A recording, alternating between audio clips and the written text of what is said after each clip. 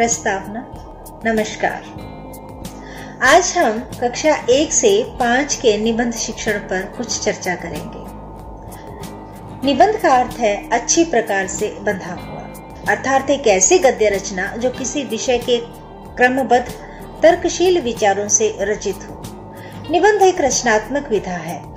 निबंध शिक्षण को थोड़ा जटिल माना जाता है, परंतु एक कुशल अध्यापक अपने अनुभव व प्रतिभा से निबंध जैसे जटिल विषय को बच्चों के समक्ष सरल व रोचक रूप में प्रस्तुत करता है। हम यहाँ कक्षा 3, 4, 5 की हिंदी पाठ्य पुस्तक में संकलित कुल 4 निबंधों का उदाहरण लेते हुए निबंध शिक्षण के विषय में चर्चा करेंगे। अध्यापक सर्वप्रथम अपने शिक्षण का उद्देश्य निर्धारित करें।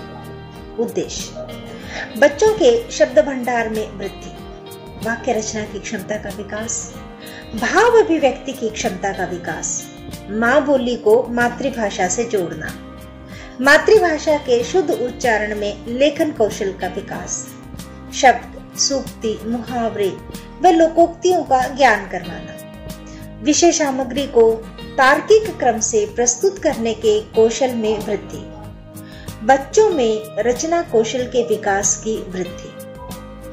अध्यापन रणनीति: अध्यापक निबंध शिक्षण से पूर्व यह सुनिश्चित करे कि जो निबंध वह पढ़ाने जा रहे हैं वह विचारात्मक, भावनात्मक, वर्णनात्मक में से कौन से प्रकार का है।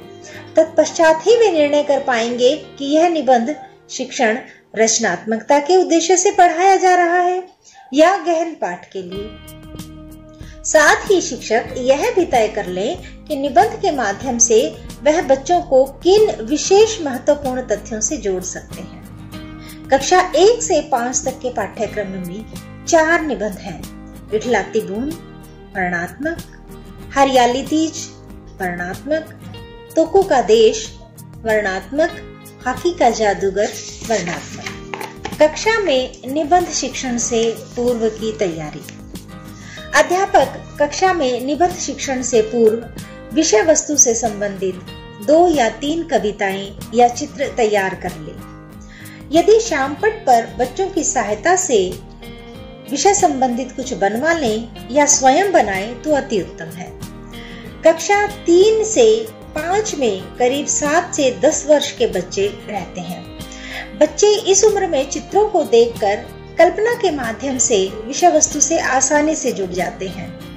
उदाहरण के लिए, यदि आप इठलाती बूंद का शिक्षण करवाने जा रहे हैं तो बच्चों को वर्षा आधारित किसी कविता का सस्वर लयात्मक पाठ करें। शामपट पर बच्चों से किसी ऐसे कीट का चित्र बनाने के लिए कहें जो बारिश के दिनों में निकलते हैं, या फिर बादल का चित्र जो बच्चे बड़ी आसानी और तत्परता से बना लेंगे।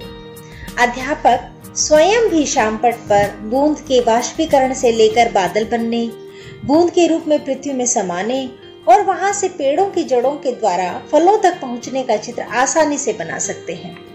इसी प्रकार यदि हम हरियाली तीज पढ़ाने जा रहे हैं तो बच्चों को तीज के त्योहार से संबंधित चित्र दिखाकर या झूलों की चर्चा करके आसानी से विषय से जोड़ सकते हैं।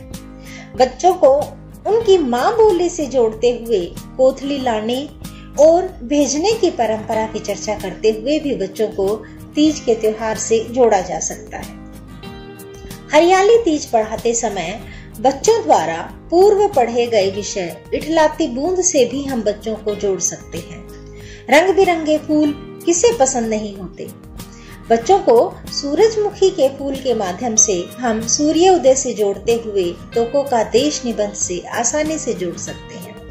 इसी प्रकार बच्चों के प्रिय खेल की चर्चा करते हुए हम उन्हें हॉकी के जादूगर मेजर ध्यानचंद तक ला सकते हैं। साथ ही हम उन्हें किसी स्थानीय प्रसिद्ध खिलाड़ी का वर्णन करके और उसकी जीत पर होने वाले उत्सव का वर्णन करके बच्चों की रोचकता के साथ साथ उनके प्रेरणा के माध्यम भी बन सकते हैं। निबंध शिक्षण विवरण: जैसा कि हम पहले ही कह चुके हैं कि कक्षा 1 से 5 तक के बच्चे अधिक कल्पनाशील होते हैं। किसी भी निबंध का अध्यापन करवाते समय हमें इस बात का भी विशेष ध्यान रखना चाहिए कि हम उस निबंध की विषय सामग्री से बच्चों को किस प्रकार प्रेरणा दें। यदि हम इठलाती बूंद निबंध कक्षा में पढ़ा रहे हैं तो इस बात का विशेष ख्याल रखा जाए कि बच्चों को हमारे जीवन का आधार पानी की एक एक बूंद का महत्व समझाया जाए और उन्हें पानी व्यर्थ न बहाने के लिए प्रेरित किया जाए। हरियाली तीज पढ़ाते समय हम बच्चों को अपने स्थानीय त्योहारों का महत्व समझाएं और उनसे जुड़े रोचक तथ्य भी बच्चों के समक्ष रखें, जिससे बच्चे इसे केवल एक परंपरा न माने बल्कि अपने त्योहारों का भरपूर आनंद उठाएं। तोको का देश पढ़ाते समय हमें इस बात का विशेष ध्यान रखना चाहिए कि बच्चों में वसुधैव कुटुंबकम की विचारधारा का व्यापक प्रसार। बच्चों को बताएं कि जिस प्रकार हमारे भारत में अरुणाचल प्रदेश में सबसे पहले सूर्य उदय होता है, उसी प्रकार जापान को विश्व में सबसे पहले सूर्य उदय होने वाला देश समझा जाता है। परंतु अब नए टाइम जोन के अनुसार न्यूजीलैंड को सबसे पहले सूर्य उदय होने वाला देश माना गया है। साथ ही द्वितीय विश्व युद्ध में हिरोशिमा नागासाकी पर हुए परमाणु बम के हमले के बाद जापान का एक विश्व शक्ति के रूप में उभर कर आने का प्रसंग सुनाकर बच्चों को हार के बाद भी हिम्मत न हारने का संदेश दे। दूसरे देश भी हमारे ही देशों की भांति होते हैं। हॉकी का जादूगर निबंध करवाते समय बच्चों को उनके सर्वांगीण विकास के लिए प्रेरित करना चाहिए। उन्हें बताना चाहिए कि खेलकूद स्वास्थ्य के लिए ही आवश्यक नहीं है, अपितु उसे करियर के रूप में भी अपनाया जा सकता है। साथ ही हिटलर वाले प्रसंग से उनको देशभक्ति के साथ भी जोड़ा जा सकता है। अतः हम बच्चों की कल्पना का सहारा लेते हुए निबंध शिक्षण को रोचकता के साथ सफल बना सकते हैं। गतिविधियां: निबंध पर आधारित दृश्य चित्र को अपनी माँ बोली में बच्चों से वर्णित करवाना। बच्चों को ऐसे विषय पर निबंध रचना के लिए कहें जिसकी उन्हें भरपूर जानकारी हो। बच्चों को मातृभाषा हिंदी से कुछ शब्द दें और उनसे पूछें कि माँ बोली में उन्हें क्या कहते हैं।